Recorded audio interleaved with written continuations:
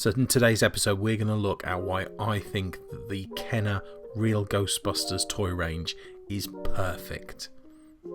Now warning, these are my opinions. I'm not saying objectively this is the best range of toys ever constructed by man, but to me these toys really are perfect. So we're going to look back at the range as a whole. I've got a selection of figures here in hand as well, but let's look back now at all of the amazing and wonderful Kenner Real Ghostbusters figures. Hi, Chris here, the Geek figure fan, and as I've said in the intro, today we're going to take a look at the Kenner Real Ghostbusters toy range. The range that I was obsessed with collecting as a kid and kind of got me back into collecting retro figures as an adult as well. So I owe a lot to this range, and every figure that I look at brings back a memory. So for me, these figures are perfect, and I'm going to tell you why. So I've loved Ghostbusters as long as I've loved movies. I'm really fortunate that my parents' tastes kind of matched my own with regards to that.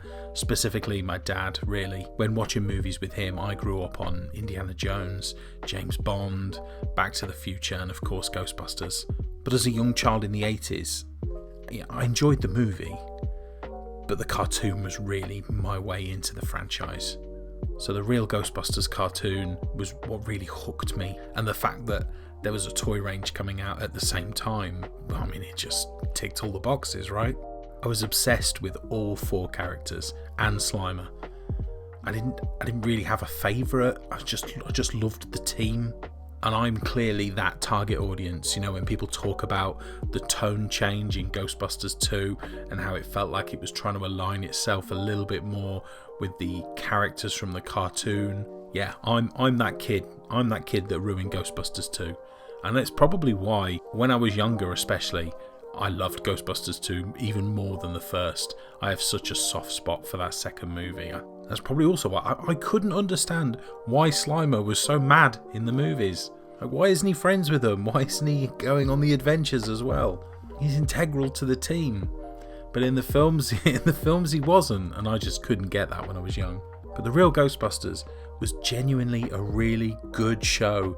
It had compelling, sometimes scary stories, and it was so well drawn as well. The animation was great, at least for the first few seasons anyway. We all know what I'm talking about there. But I loved that show, and the fact that this toy range came out when it did meant that I could play with these on a daily basis and reenact all of the incredible stories that I just watched on screen.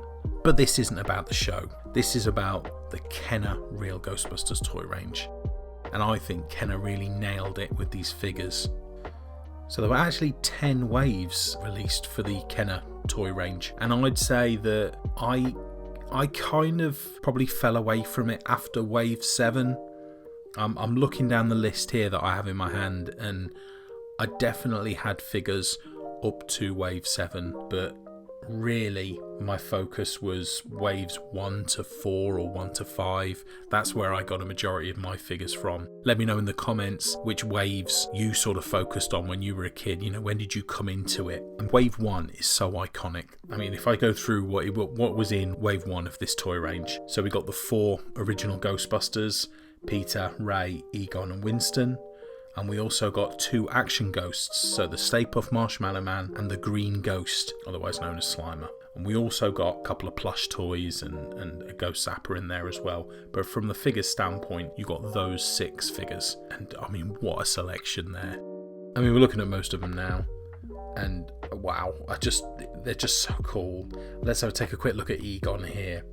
I have got a new camera, so bear with me with some of these auto and manual zoom features. I'm still not quite fully down with it, so we probably will battle with a little bit in this video, but I'm really pleased with the picture quality regardless.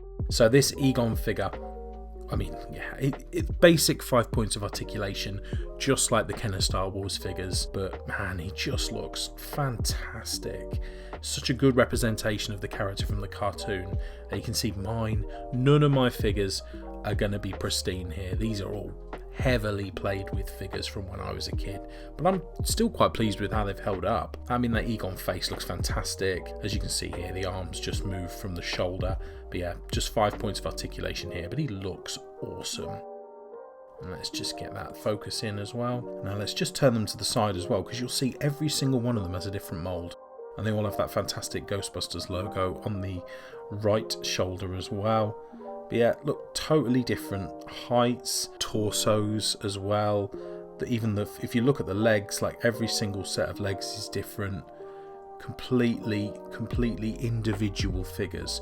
So I've always been so impressed with how that is. And they, like I say, they all hold up pretty well, and they all look pretty close to their counterparts in the show. Let's just sort this out here. Let's take a look at the Green Ghost at Slimer. I mean, man, this is such a cool looking toy. I played with this so much, and I tell you what, this is the second one that I had, because one of the things that I seemed to be obsessed with doing with these toys was chewing them as well. But I chewed this tail to pieces. Anyone else do that? Anyone else?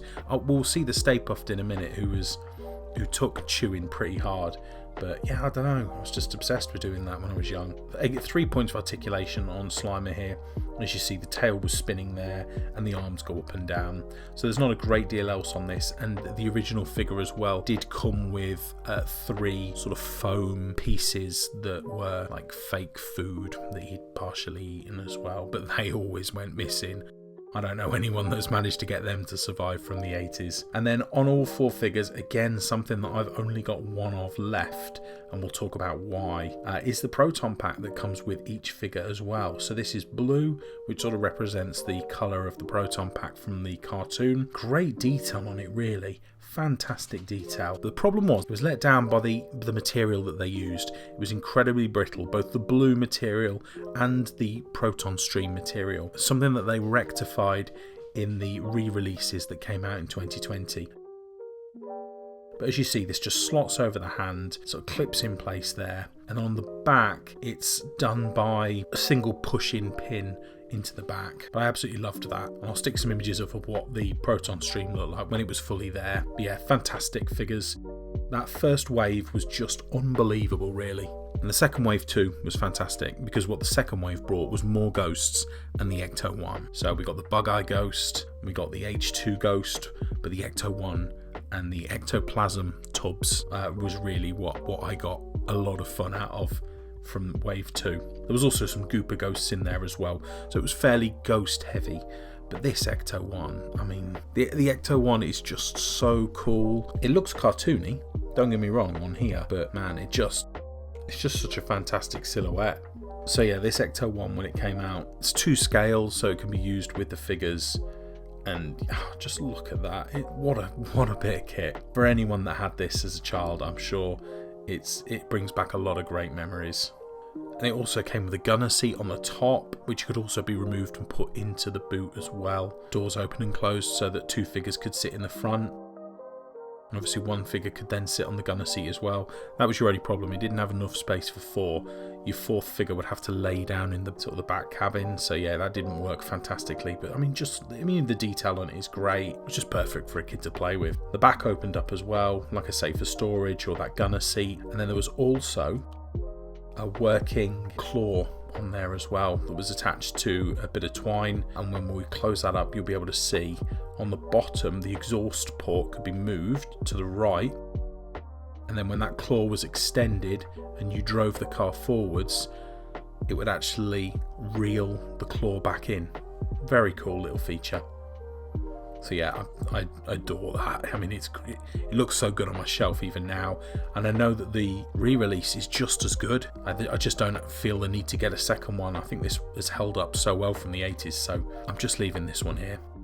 And wave 3 is going to be the other wave that I really want to focus on, because wave 3 brought with it my favourite set of figures, and that is the Fright features. To catch these ghosts, you need the real Ghostbusters. There's Peter, Egon, Winston, Ray. Each sold separately. They're running out fast. So again, we started off with 4 Fright Features figures. And they were again the 4 heroes, Peter, Egon, Ray and Winston. These are the first of the figures that Kenner kind of seemed to go down a rabbit hole with, and that was figures with features. They all had to have completely different costumes, and they all had to look completely different, and they all had to have some sort of moving feature. But really, I think they nailed it with the first set. And I know some people have some issues with the alternate costumes, but for the first set of Fright features, I loved them. And then later on, in future waves, we also got Fright features for other figures, such as Janine, that you'll see here as well. But I'll just put her aside for now. Let's take a look at these 4 original figures. So they all worked by pushing one arm into the torso to activate the Fright feature. So let's just take a look at Peter here up close. I love this outfit, it's so iconic from my childhood. I don't know why it is that it looks like he's in scuba gear with fishing boots on, but I mean, look at that Fright feature there. Let's get it in a bit closer so the autofocus works. Look at that. And so his hair lifts off, his eyes come out. So there's quite a lot of detail in moving features there. But let's put him down. We'll take a look at another, the infamous Egon Fright features figure. No one has ever seen a live one with a full tie. But yeah, this tie was incredibly brittle. I've seen so many with the tie missing. But look how cool that is. Again, fairly similar feature, and you'll see all 4 of these Fright features figures had fairly similar movements. I think Ray's just had the top of his head come up, which extended his eyes out. But other than that, it was all about movement of the eyes, movement of the mouth. Yeah, my absolute favourite set of figures. I just love the colours, everything about them I think is fantastic. And then the other major release that came out of Wave 3, probably the biggest toy that I ever owned, was the Firehouse. The fact that we got what is like a 2-foot tall playset, it's crazy for me. I could not believe it when I opened that up on Christmas Day. The Firehouse is such an impressive looking set. You know, the facade on the front and the side with the brickwork and the working doors, it looked the part really. It looked like it had come straight out of the cartoon, but it was so versatile, you really could play with it. You know, it came with the Ghostbusters sign on the front as well, and it came with a pole feature as well that you could use.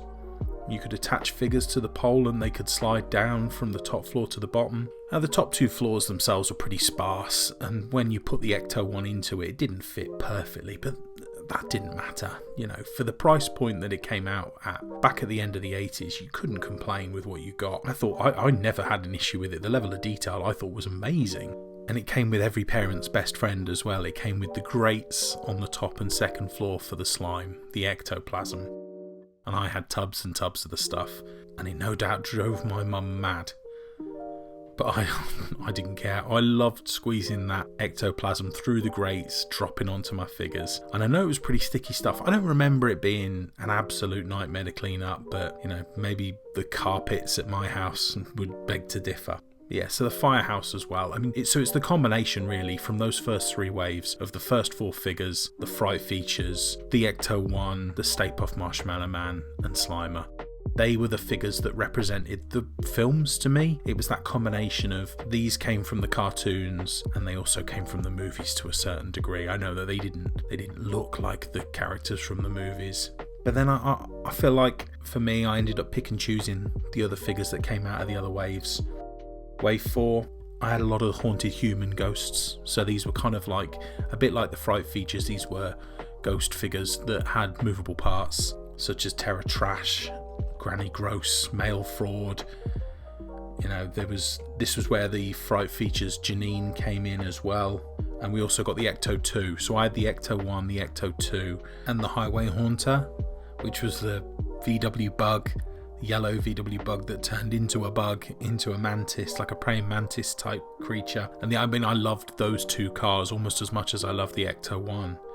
The Ecto 2 being the helicopter with the wings that folded down, another claw that you could use to capture the ghosts as well, and the Highway Haunter was fantastic as well. It was another usable car that you could fit 2 figures in, but was also, a large ghost and really towered above the figures, more so than the Stay Puft Marshmallow Man ever did.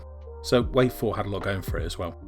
Into Wave 5 they moved into sort of classic monster territory, so Frankenstein, the Mummy, Dracula, Zombie, Quasimodo. I remember when I was young I had Quasimodo and the Mummy, and now that I'm an adult I've managed to get hold of quite a few more of those, and we started moving into Screaming Heroes as well. So this was where Kenner really went all out in making their figures distinguishable from the cartoon. So these very much were Kenner's creations, but I had absolutely no issue with that. I loved them. thought they were fantastic. And then Future Waves saw Slimer with a proton pack, Super Fright features figures, the Ecto 3 and Power Pack heroes as well. We started to see Louis Tully as a figure, but they almost got more and more colourful as the waves went on. And then the 9th wave saw the Slimed heroes. It also saw the Ecto 1A, which never appeared in the cartoon, but is obviously a nod to Ghostbusters 2, as Wave 9 would have come out just after the release of the second movie. And we also got the sought after Ecto Glow hero figures as well. But they were the 10 waves figures wise. But it wasn't just figures that they released. There were so many, dress up cosplay items for kids as well. I mean, I definitely had the proton pack and the trap and the PKE meter when I was a kid. I mean, there was nothing you wanted more when you were a kid than your own proton pack. And it was really cool looking, and you got the foam bit on the end of the neutrino one that you could wave around as well. And you had the ghost popper. I mean, I loved that ghost popper. It used to drive my dog nuts when I used to shoot it, but yeah, I loved it. So yeah, I mean, I had so much fun with this range, and I think that's what I'm trying to say. It's clearly nostalgia for me.